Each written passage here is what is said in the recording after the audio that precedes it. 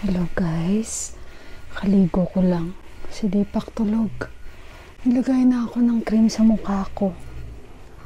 Ayan. Gusto kong lumabas dahil gusto kong bumili ng spaghetti sauce. So mag-lipstick muna tayo. Ito pa rin yung gamit ko, yung Superstay. Yung matte 325 shade. Pigmented talaga siya at long lasting at kiss proof kahit ano pa. And waterproof. So lalabas ako, bili ako ng spaghetti sauce kasi dito sa amin yung shop malapit sa amin may mga cheese na sila na binibenta unlike before, mga spaghetti sauce na. So si Deepak tulog, nakatulog. Lalabas ako na hindi niya alam. Magluluto ako para para kayuhan, awa din naman ako sa bata. So ito yung sunblock SPF 20. Yan, maglagay tayo nito. Alam nyo, kahit winter, kailangan namin maglagay nito kasi pag winter na sasunog yung balat namin dito din sa lamig. Namumula talaga. At after nyan, ng pula, dry, na parang masusunog. Alam nyo guys, halos sa mga skin, kagaya nila ni Deepak, parang sunog. Sunog yung kanilang mga balat. Dito, oh, lalo yung mga bilas ko, sunog talaga yung dito. Kasi ano yan guys, ano bang tawag doon? Nasunog na ba? Dahil sa sobrang lamig. Siguro sa lugar nila before, kung saan sila, sobrang lamig. So si Deepak, dito banda oh, parang itim. So ayun guys, labas muna tayo, sasama ko kayo ha. So guys, dito na ako. Ito yung binibili kong sauce. Mahal man siya pero worth it. Okay lang. Ito ay nasa 397 grams. So kahit half kilo lang ang maluto ko. Pero masarap kasi eh. Mahal siya pero okay lang para sa akin. Ang importante ko may pasta ba sila dito. Teka lang guys ha, maghanap tayo dito. Pasta. Iba ang pasta nila dito. Ganito oh. Masarap din ito. Wala silang vermicelli. Ito lang. Ilang grams kaya yan? Check ko muna. Kaya dinadala ko talaga yung glass ko. Half kilo na lang. Yan ang bibili. Ay, meron. Ayan, kompleto na sila ngayon. Ayan, may mga meron na sila ganito. Yan. Ito yung hinahanap ko. 1 kilo ito eh. Marami na ito. Maliit masyado yung size niya. Ang ginagamit ko, number 8. Teka lang, balik tayo ulit. Nandito na ako sa bahay. So, yung binili ko, pakita ko sa inyo. So, talaga yung ginagamit ko kung magluto ako ng spaghetti. Binili ko na yung 1 kilo kasi ayaw kong bumili nun ng isa, sobrang liit nun. Ito, yung sausage, masarap ito. At bumili ako boneless ulit para sa aking spaghetti. Tsaka gusto ko kumpleto.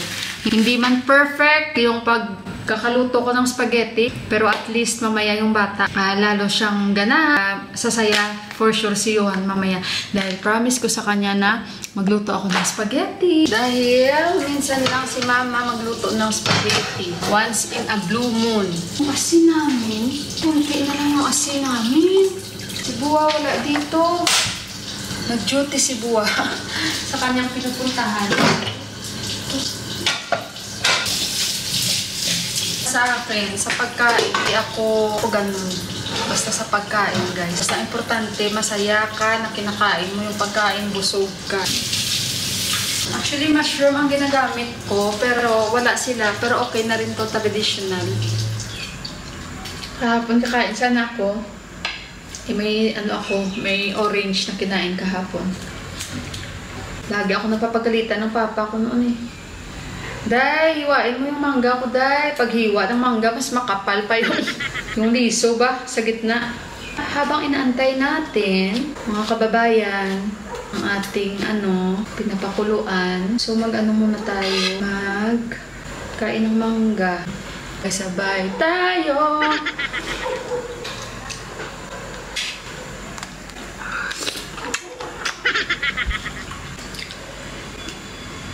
Kanina pa yan sila nag-garden dyan. Kakatuwa sila. So, yan na guys. Nakulo na siya. Alam nyo, pag nanay na tayo, masaya ako dahil si Johan, favorite niya talaga yung spaghetti. So, hindi naman pwede na araw-araw ko siyang lutuan ng spaghetti. Hindi naman tayo taga-Italy o Italiano para magluto araw-araw. Ito na lang kakainin natin. Alam nyo yung kaligayahan ng anak ko, napakababaw lang talaga. So, tamang-tama lang din na okay na ako. Kaya, ito ulit, nakapagluto. Okay lang yan. Para sa akin, kung walang cheese ng spaghetti, hindi siya spaghetti. Kaya kahit mahal yung cheese, bibili talaga ako.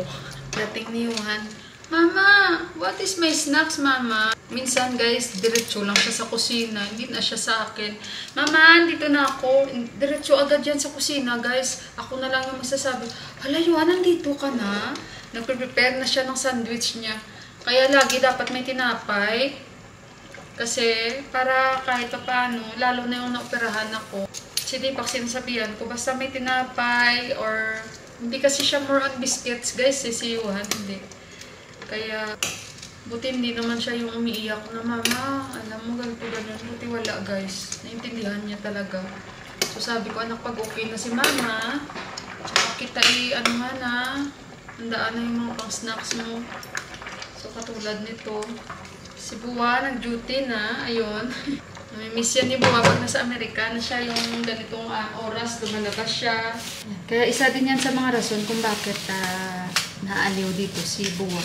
Dahil na, syempre, sa guys, sa routine niya, na may mga friends na siya dito, doon, sa bahay lang sila. Kung may time yung mga anak, nakamat siya. So, alam niyo naman ang mga matatanda, kahit tigilan nyo yan, kahit. So, ayan, kulang nyo na ito. Mag-iwa ako.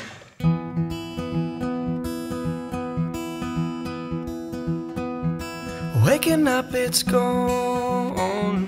It leaves us feeling. So guys, luto na yung aking noodles. Ayan, hinugasan ko na siya ng cold water. Tapos nilagyan ko siya ng oil para hindi magkadikit-dikit. Tapos lagay ko na yung sauce. Lagyan ko rin ng tubig. Kasi sayang.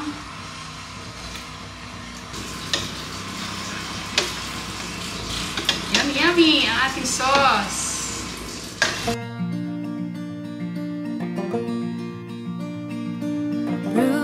So guys, ito na yung spaghetti sauce ko. Ayan. Gusto ni Juan kasi may mga sausage eh. So ayan. Lagyan ko lang siya ng guys, cheese, yung binili ko. Para creamy yung ating spaghetti. Dalawa yung ilalagay ko. Ito. Wala akong naglalagay din ako ng Nestle cream. Noon tinry ko yung may flavor, yung banana. Masarap din. Honey. Kasi may mga flavor eh. Noon nasa UAE. Pero kasi this time wala man. Wala dito mga Nestle cream guys. Isang klase lang talaga. Galing sa India. Pero pwede na rin kahit pa paano. Pero hindi ako naglalagay. Ayan. Yung iba nga nilalagyan nila ng gatas eh. Pero sa akin, Nestle cream lang talaga yung original. Kiman ko muna konti, no? Okay na. Pepper, asin lang nilalagay ko yan. Medyo sarap na. Pero hindi ko na yun nilalagyan guys. Kahit noon pa magluto ako. Unti-untiin lang natin. Cooking show na ako guys, Hindi, unti-unti lang. Uy! Saan magaling yun? Ano yun? Wala, may mga Ano yun? Yung parang insekto?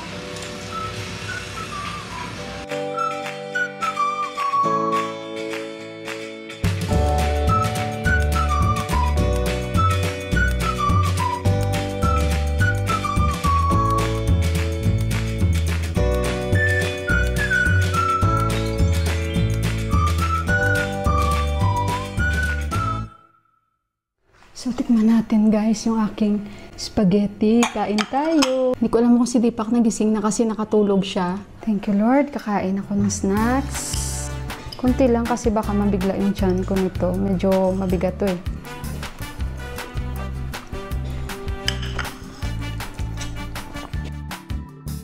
Tama na yung aking noodles.